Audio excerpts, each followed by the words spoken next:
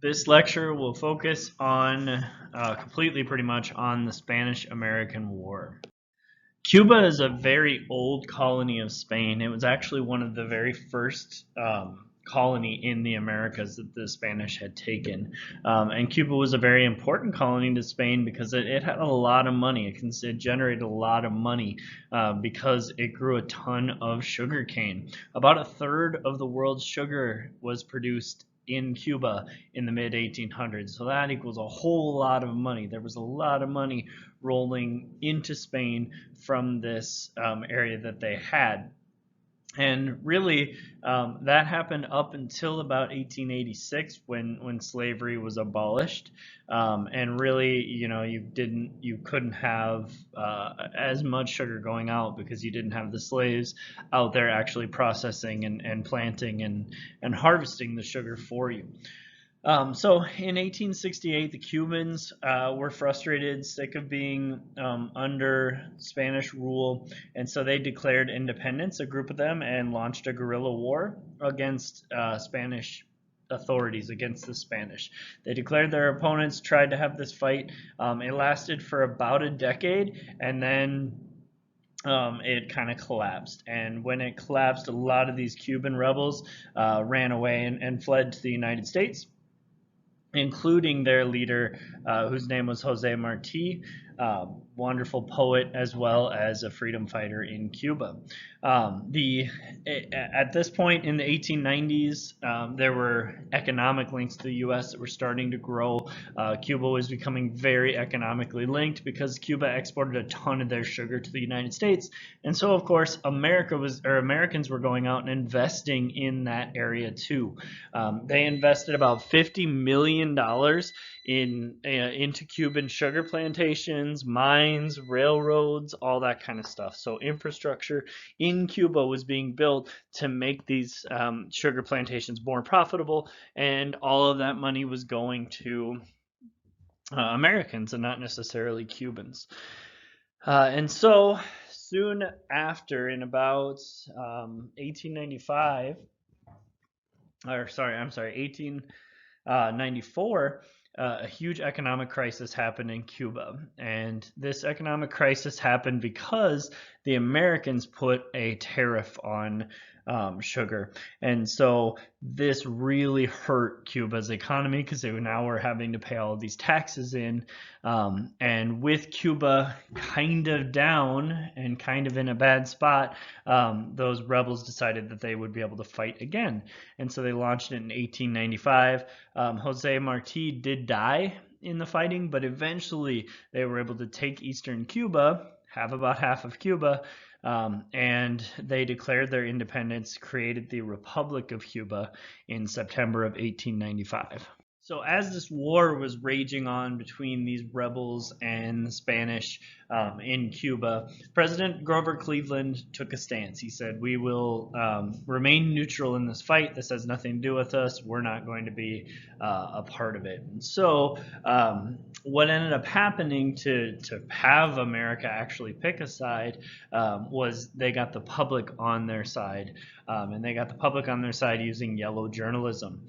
Yellow journalism was a type of journalism that was really popular then and still is even used today. And basically what it is it's very biased, very sensational, trying to get people's emotions whipped up and everything like that. And often, like I said, just false reporting. And the whole reason for it was just to attract readers, for it to be exciting.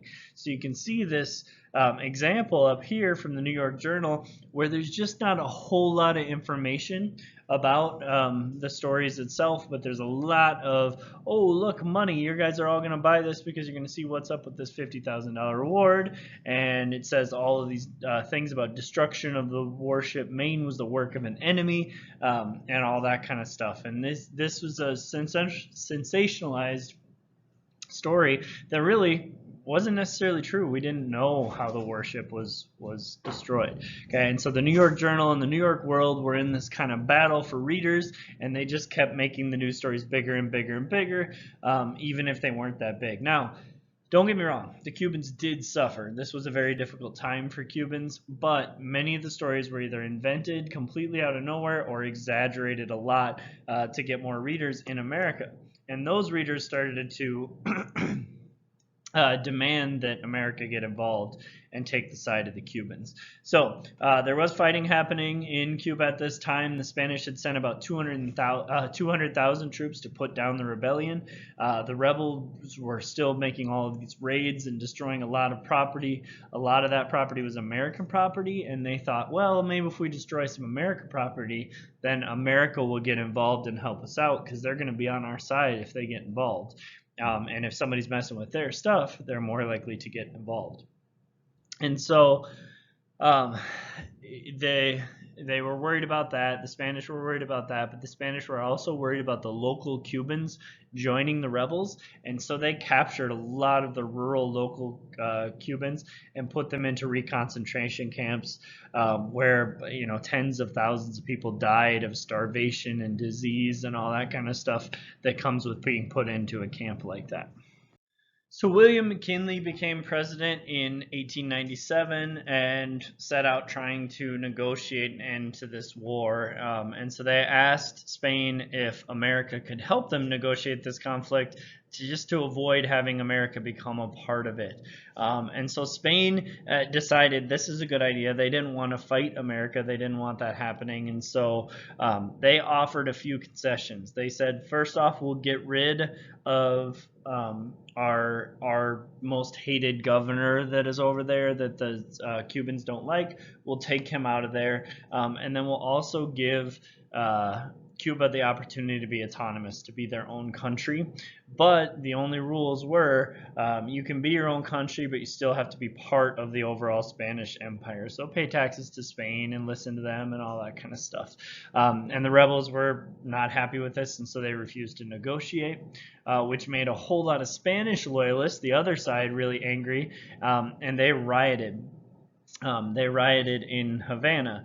And so William McKinley sent out a ship called the USS Maine and sent that ship out to the harbor to protect, the whole point of it was to protect Americans that were living there.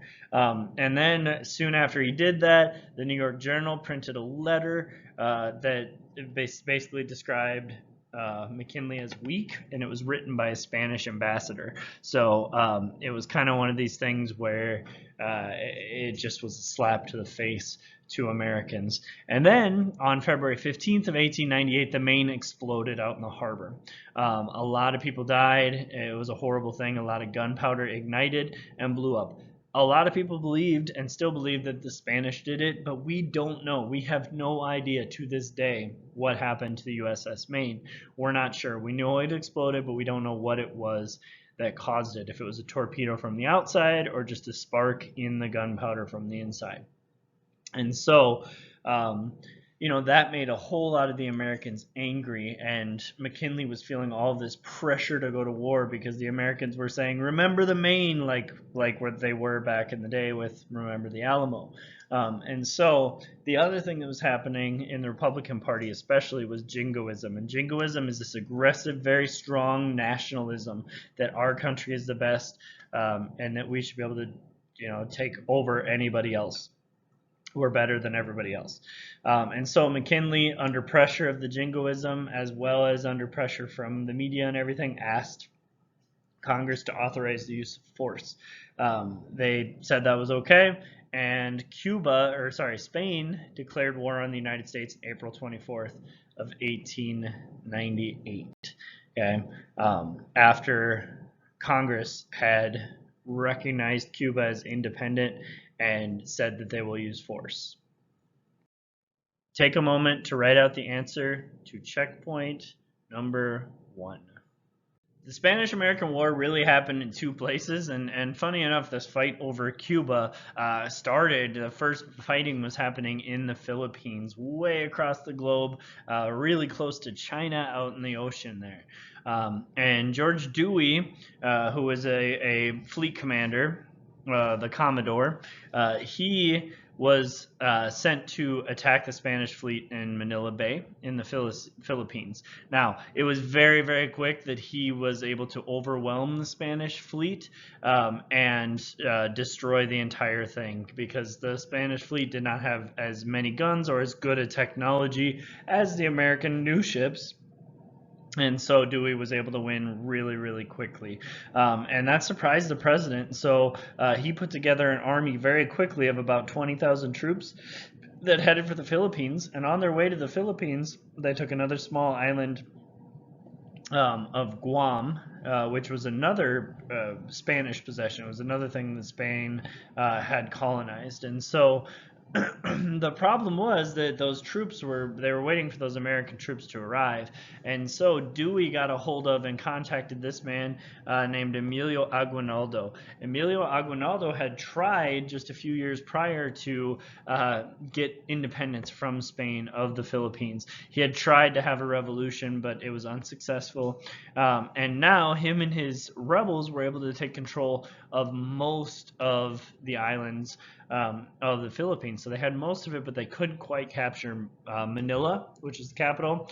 And so the Americans came in with those 20,000 troops and were able to catch up to the fighting, and they were able to capture the capital of Manila. Okay, the other end of the fight was happening in Cuba. The Spanish army in Cuba was really weak, unprepared. They had these outdated ships. They didn't have supplies. Many of them were sick or hungry. Okay, and so they were not really ready to fight. But neither was the United States. They didn't have troops that were well trained and ready to go. Sure, they had gotten a bunch of volunteers to go and fight, but they didn't really know what they were doing because they didn't have the resources to train them at this point. One kind of group that we hear about a lot were called the Rough Riders, and they were a mix of these people that kind of knew how to fight, but they weren't like technically trained in war. So it was this mix of like cowboys and miners and police officers and stuff like that. And one of them was Theodore Roosevelt, which will later become our president. We'll talk about him. And he was the colonel that was second in command of the Rough Riders.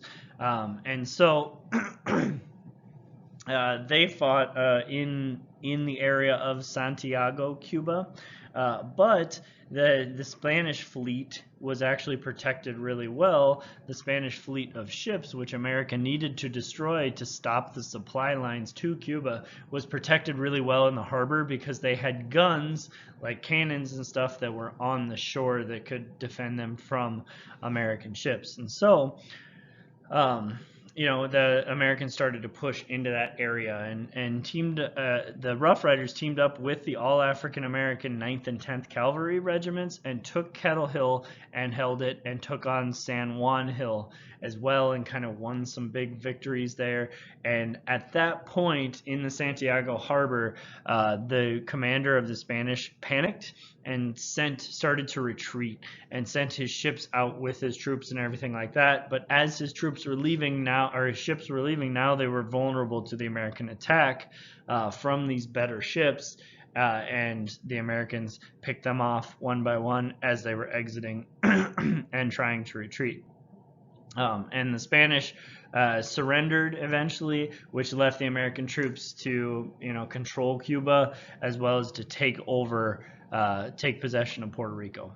So it's at this point that America had to start deciding, are we for democracy or are we for imperialism? What do we want to happen in these new possessions that we have just defeated the Spanish in? And so they decided a little bit of both, honestly, mostly imperialism. But they decided that Cuba will become independent and the United States will take Guam and Puerto Rico as their own colonies. And then in the Philippines, it was a little bit trickier question. They had to decide. They had a revolutionary, Emilio Aguinaldo, who wanted his own country. They had brought him in and had him as part of the fighting. And they believed in democracy, but they also thought, well, this would be pretty nice for us to have it. And the reasons they thought it would be nice to have the Philippines is because there were economic and military benefits. First off, it would give them a naval base in the Pacific Ocean, which would allow them to be within reach of major countries like Russia and Japan and China, as well as others. It also would be a good stop, a good fuel stop on the way to and from China for ships that were there for military reasons or that were trading things to the large population of China. And then they also felt like they had a duty to help these quote unquote less civilized countries become better and have better technology and stuff like that. A lot of people, however, didn't want to take over the Philippines for a few different reasons. First off, they thought that the cheap Filipino labor, so the workers there being willing to do factory work or farm work in the Philippines, would drive down the wages in the United States. So they would take their jobs, they would not allow them to get paid as much as they were already getting paid, and that it also violated the American principles that we believe in independence and democracy, and people should be able to govern themselves. So how can we say that and go out and govern them ourselves? Okay, and McKinley eventually decided to annex the islands and take them over as part of America. The Treaty of Paris also came through. The Treaty of Paris said that Cuba is their own country, they're independent, but the United States got Puerto Rico as part of the United States and Guam and the Philippines and only paid $20 million. So the United States exerted their control over Cuba, even though they let them be independent, by making something called the Platt Amendment. And the Platt Amendment says, first off, Cuba cannot make a treaty that will weaken its independence. So if you make a treaty with another country that we feel will make you less independent, that's not allowed. Okay. Second, you have to allow the United States to buy or rent, lease, okay, naval stations from you. So we have to be able to buy land from you and make a Navy station. We also, third, you have to keep the Cuban debts low so that other countries won't have any reason to come in and invade. So you can't borrow money from other countries. Fourth, the United States can intervene to maintain Cuba independence and order. So if we feel like something is happening in Cuba that shouldn't be happening, we can just jump in there and intervene. We're allowed to do that by the Platt Amendment. And this Platt Amendment stayed in effect until it was repealed in 1934. So it stayed around for quite a while. And then Puerto Rico, which we had just gotten, we had to decide how we were going to treat Puerto Rico. And so the Foraker Act was created, which gave them a government, gave them a civil government, a governor, an executive council, and everything. The Puerto Ricans were not American citizens, however, and did not have the same rights at that point. By 1917, that's when Puerto Ricans got their citizenship, but honestly, their status, the debate over what they are, if they're truly Americans or a colony, still kind of exists and continues even into modern times. Take a moment to write out the answer to checkpoint number 2. So in the Philippines, now that they had been decided to be annexed, those people obviously were not happy, the ones that had fought alongside the Americans thinking they'd get independence. And so there was another rebellion with the Americans in charge. Emilio Aguinaldo, same man who had fought with the Americans, ordered his troops to attack the occupying Americans. The conflict kept going, the fighting kept going for about 3 years. The U.S. did things that they didn't like that the Spanish did. They established these reconcentration camps. Many died in the fighting and in the camps on both sides. So we jumped in and we're doing the same thing that the Spanish were doing, that we quote unquote saved these people from. Okay. However, the Americans did help the Filipinos. William Howard Taft set out to try and help them out. He helped them to improve education in their country, improve transportation and health care, and that brought down some of the anger and hostility from the Filipinos towards the Americans. And in March of 1901, the Americans were able to capture Aguinaldo, and the 1 year later, the United States said this war is over. They kept hold of the Philippines for many more years. In the 1930s, the Filipinos were able to elect their own Congress and president, and then in 1946, they gained full independence from the United States of America. Take some time to write out 3 questions you have from the notes so far. If you don't have any questions, then you can create 3 test questions that you might see on a quiz or a test from this material.